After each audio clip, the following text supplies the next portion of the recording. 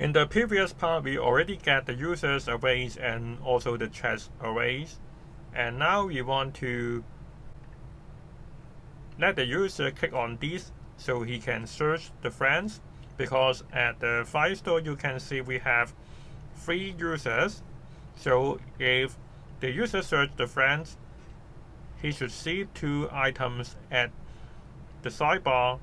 And if the user click outside the input box, we want to show the chat. So the first thing is we go back to the sidebar.js and we create a input area ref. So we use the constant input area ref is equal to use ref, and then we set as null, and we have to import the use ref. And then we go down to the search input, and at here we are going to add ref is equal to input area ref, and then the placeholder we type search or start a new chat.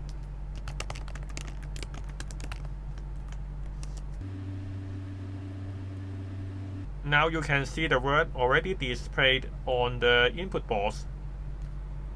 And then we back to the sidebar and go to the top and add another use effect that to check if the input area contains the user that click on this, which means if this is not inside the input area, we should set the search friends to be false, and it just lasts for 3 seconds.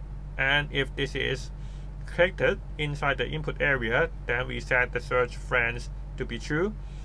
And let's see whether we have created state. So we create a use state,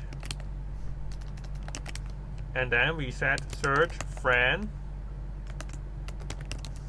and then we go down to the render part, and instead of just list out the friends or user, we set the condition rendering.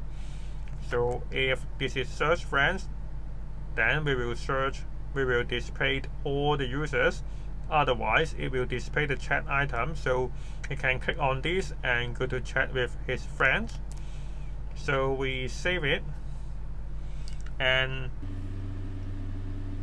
we go to our website. It said the initial state haven't been set, and so we go to the top and we should set this as an empty array, and this should be false, because initially we should display the chat and it just set to be true if the user click on the input area. Now you can see if we click on this, it display all the friends that he can click on this and create chat. And now we want to go to the sidebar and display the user picture. So we go to the sidebar and then add the avatar. Instead of hard code this picture, we are going to use current user.photo URL. Now we can get his own user profile picture.